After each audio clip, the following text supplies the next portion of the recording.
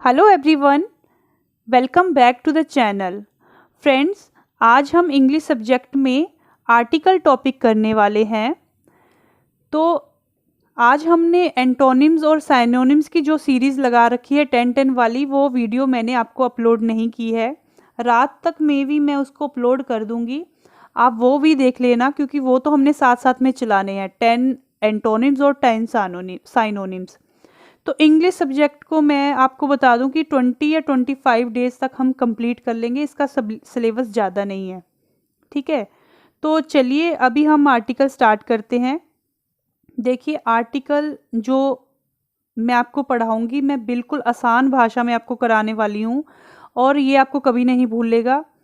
English में मैं बिल्कुल नहीं बोलूँगी, हिंदी वाले स्टूडेंट को भी समझ आ जाएगा और इंग्लिश वालों को भी समझ आ जाएगा। मैं हिंदी में इसको अच्छे से एक्सप्लेन करूँगी, बिल्कुल आसान भाषा में, ठीक है। तो सबसे पहले तो मैं आपको ये बता देती हूँ कि इसकी ये शॉर्ट वीडियो है 7 या 8 मिनट में। इसकी एक डिटेल्ड वीडियो भी मैं बनाऊंगी सिलेबस कवर होने के बाद, ठीक है। फिलहाल आप ये समझ लीजिए कि आर्टिकल क्या है और इसका यूज़ हम कैसे करते हैं। बाकी आर्टिकल के टाइप्स, द कहाँ पे यूज़ होता है, दी कहाँ पे यूज़ होता है, द कहाँ पे बोलते हैं, दी कहाँ पे बोलते हैं, ठीक है। ये जो छोटे छोटे फंडे हैं, ये मैं डिटेल्ड वीडियो में क्लियर करूँगी। तो चलिए स्टार्ट करते हैं मेरे साथ आर्टिकल।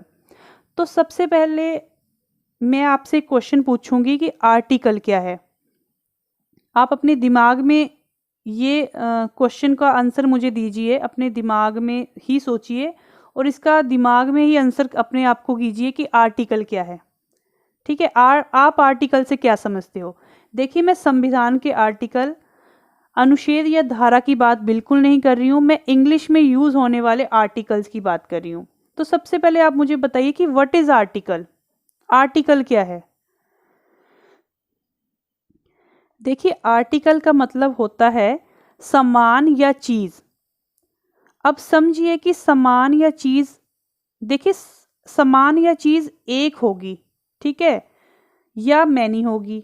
आप सामान को एक बोलेंगे या मैनी बोलेंगे। अब कोई चीज जब हम बोलेंगे कि कोई चीज या कोई वस्तु, ठीक है, तो वो एक होगी। इंग्लिश में हम उसे कैसे बुलाते हैं, an apple, a bat, a bag, like that. यानी कि वो वर्ड जो आर्टिकल को अकेला होने का एहसास करवाते हैं या स्पेशल होने का एहसास कराते हैं, उसे हम आर्टिकल कहते हैं। अब हम ये देखेंगे कि ए, एन, द, हम इसका यूज कैसे करते हैं, ठीक है जी। देखिए, सबसे पहले हम पढ़ेंगे एन। तो हिंदी में हम अ, आ, ई, उ, री, ए, ओ, आउ, ये सब क्या है, स्वर हैं, ठीक है। तो हमारे पास अगर हम ये 11 स्वर निकाल देते तो हमारे पास व्यंजन कितने बच जाते हैं, 33, ठीक है। तो अब आपको इनको अलग कर दीजिए, स्वर और व्यंजन को। इसी तरह हमारे पास इंग्लिश लैंग्वेज है, इसी तरह हमारे पास इंग्लिश लैंग्वेज है। इंग्लिश लैंग्वेज में जो आपके अल्फ़ाबेट होते हैं, ए से जेड तक कितने होते हैं, 26। कितने होते हैं, 26, ठीक है जी। अगर उसमें वावल हम ए, ई, आई, ओ, यू ये निकाल दें तो हमारे पास कितने कितने कॉन्सोनेंट बच गए, हमारे पास 21, ठीक है जी। अगर हम 5 वावल निकाल देते हैं पूरे अल्फ़ाबेट्स में या पूरे लेटर्स में, तो हमारे पास कितने कंसोनेंट बच गए, 21। तो आप बड़े आराम से समझिए कि यहाँ पे ए, ई, आई, ओ, यू से लेटर्स वर्ड स्टार्ट होता है, या फर्स्ट लेटर आपका वर्ड में ए, ई, आई, ओ, यू है, तो उसके आगे एन लगेगा, ठीक है।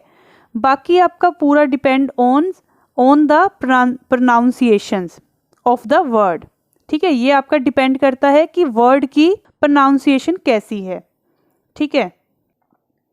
अब यहाँ पे हम एग्जाम्पल्स देख लेते हैं। देखिए, एन एन का यूज़ हम कैसे करेंगे? An apple, an eagle. देखिए ए, आपके पूरे वर्ड में ये जो ए है वो क्या है? आपका वॉवल। ठीक है जी। तो इसके आगे क्या लगेगा? एन। ये आप बात बिल्कुल समझ लीजिए कि अगर किसी भी कोई भी वर्ड आपका वॉवल से स्टार्ट होता है तो उसके आगे हमेशा एन आता है। ठीक है। अब an apple, an eagle, an ink pot, an orange, an umbrella. ठीक है। अब एन आर, अब ये आप ध्यान से सुनिए कि डिपेंड ऑन प्रोनाउंसिएशंस, जो वर्ड की प्रोनाउंसिएशन है वो डिपेंड करता है कि उसके आगे आपका ए आएगा या एन आएगा। अब आप इसको पूरे ध्यान से देखिए कि ये तो कंसोनेंट है एच, ठीक है, ये तो वॉवल है नहीं है, बट इसमें क्या है? इसमें एच साइलेंट है और ये बन गया आपका आर, ओ यू आर। तो ओ क्या हमारे पास? वॉवल। ठीक है। तो इसके आगे क्या लगेगा? एन। अब एन ऑनेस्ट पर्सन, सेम वही चीज है, एच साइलेंट है और इसको क्या बोलेंगे हम? ऑनेस्ट। तो ऑनेस्ट जब हम बोलेंगे तो ओ वर्ड, ओ को हम ले रहे हैं, ठीक है, तो वो क्या बन गया हमारा? वॉवल। वॉवल से स्टार्ट हो रहा है तो इसके आगे क्या आएगा? एन। ठीक है जी। अब आप इस बात को आई होप समझ गए होंगे कि एन का यूज़ हमने कैसे करना है। ठीक है। कुछ एक ऐसे वर्ड हैं जिसके आगे आपका एन लगता है क्योंकि वो साइलेंट होते हैं, एच जैसे साइलेंट है। ठीक है। तो ओनेस्ट बन गया। अब आर में एच साइलेंट है, आर में ओ के कारण एन आगे लगेगा इसके। ठीक है जी। अब एक मैं आपको ट्रिक बताऊंगी कि हिंदी में आप इसको कैसे समझना चाहोगे, मत समझोगे। आप मान लीजिए कि आपको इंग्लिश में समझ नहीं आ रहा है कि इसके आगे एन लगाएं या ए लगाएं, तो आप बहुत आराम से देखिए, ध्यान से देखिए कि अ, आ, ई, री, सॉरी, ए, ओ, आओ। ठीक है। तो अंग, हाँ, ठीक है। तो ये हमारे पास क्या हो गए? 11 व्यंजन। अब आप बोलेंगे कि हिंदी में मैं पढ़ाने लग गई, तो देखिए इसका आपको आसानी से समझ आ जाए इसलिए मैं थोड़ा सा आपको हिंदी में भी बता दूंगी। ठीक है। तो क, ख, ग, क, ठीक है, अंग, ये सब क्या है? च, प, द, स, ह, र, ये सब क्या है? मैंने बीच बीच में से लिखे हैं, इसको ज़्यादा ये मत सोचना कि मेरे को आता नहीं, मेरे को आता है अनार, क, ख सब आता है। ये मैंने फटाफट से इसलिए लिखा कि ये सब क्या आपके पास, सॉरी, ये स्वर हैं, ये मैंने गलत लिख दिया। तो ये क्या है आपके पास? व्यंजन। ठीक है। इसका आसान तरीका क्या है? अब मान लीजिए यहाँ पे लिखा है होटल, ठीक है, यहाँ पे लिखा है एप्पल।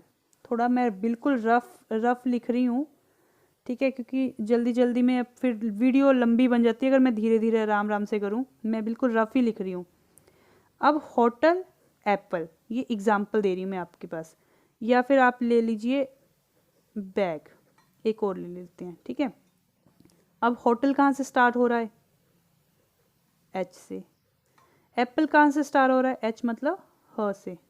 आप होटल ऐसे लिख रहे हो ना, होटल। एप्पल कैसे लिख रहे हो? एप्पल। ठीक है। बैग कैसे लिख रहे हो? बैग। समझ रहे हो इतनी बात? जब आपने होटल लिखा तो ह आ गया। अब आप समझ लीजिए कि ये स्वर नहीं है, ये स्वर से स्टार्ट नहीं हुआ, तो होटल आप जल्दी समझ जाएंगे कि ये व्यंजन है। तो इसके आगे क्या लगेगा? अब आप देखिए एप्पल, तो ये ए मतलब स्वर, समझ जाओगे आप एन लगा दोगे। बैग वो मतलब व्यंजन, क्या लगा दोगे, ए।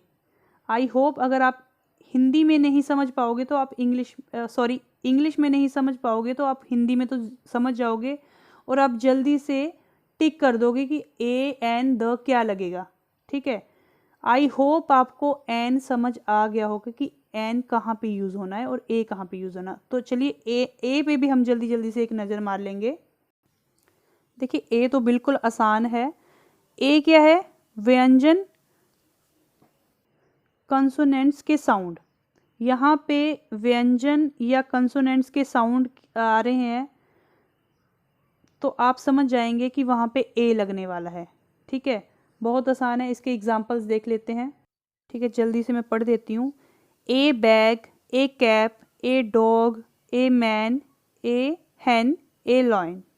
ठीक है जी, अब आप हैन देख लीजिए, यहाँ पे एच साइलेंट नहीं है, साइलेंट नहीं है, तो एच की आवाज़ आ रही है तो इसमें इसके आगे आपका ए ही लगेगा। ठीक है, अगर एच साइलेंट होता, ई वॉवल होता तो इसका एन लग जाना था, पर यहाँ पे एच साइलेंट नहीं है। ठीक है, ए लॉइन मतलब अगर आप हिंदी में देखेंगे तो व, क, ड, म, ह, ल। ठीक है, तो ये सारे व्यंजन हिंदी में देखेंगे तो ये व्यंजन से स्टार्ट हो रहे हैं। इट मीन्स कि ये इसके आगे आपका ए लगने वाला है। ठीक है, आई होप आपको यहाँ तक समझ आ गया होगा। चलिए अब द देख लेते हैं। देखिए द में हम समझेंगे कि come before name of renowned person, मतलब जो नाम जिसके किसके आगे आएगा द, जिस नाम को या जिस व्यक्ति को आपने कोई उपाधि दे रखी हो।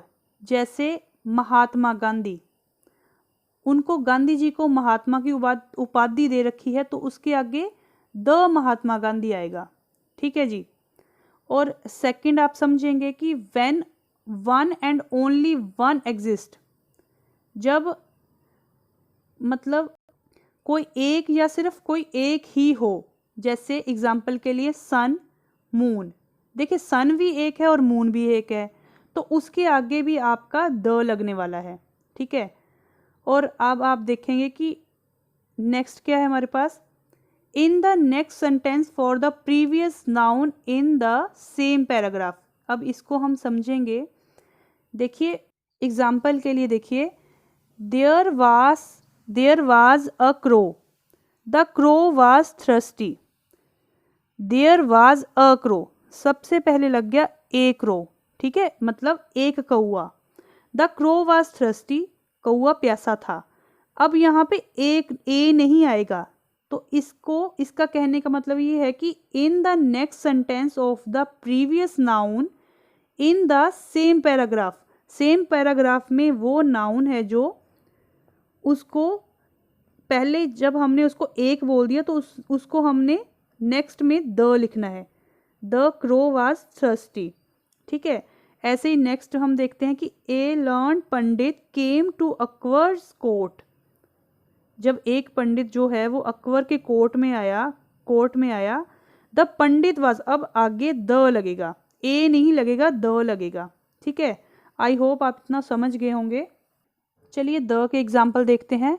The sun, the moon, the Mahatma Gandhi, the prime minister. Prime minister एक ही है, वही बात आ गई ना, when one and only one exist. ठीक है जी।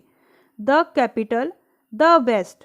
अब द वेस्ट में सुपरलेटिव डिग्री का हमने प्रयोग किया है, तो हमने बताया कि द बेस्ट, वो सारी भीड़ में वो एक है जो सबसे बेस्ट है, तो ये भी क्या होने वाला है, इसके आगे भी क्या आएगा, द आएगा। ठीक है जी। देखिए फ्रेंड्स, अभी के लिए इतना ही। मैंने आपको ए, एन और द का यूज़ अच्छे से समझा दिया है। आई होप आपको समझ आ गया होगा। इसके आगे इसके इनडेफिनेट, डेफिनेट या दी या द कहाँ पे लगना है, कैसे लगना है, इसकी एक डिटेल्ड वीडियो विद क्वेश्चन मैं आपके लिए लेके आऊँगी। जब हमारा सिलेबस कंप्लीट हो जाएगा, इसको आप अच्छे से रिवाइज करेंगे बार बार, तो उसके आगे जो डिटेल्ड वीडियो होगी वो मैं तब डालूंगी, ठीक है, रिवीजन के टाइम में डालूंगी, ठीक है। उसमें आपको आसानी भी होगी, बड़े आराम से आपको समझ आ जाएगा। तो अगर आपको मेरा छोटा सा प्रयास अच्छा लग रहा है तो आप एक लाइक कर दीजिए, ठीक है जी। तो अभी के लिए इतना ही। Thank you for watching.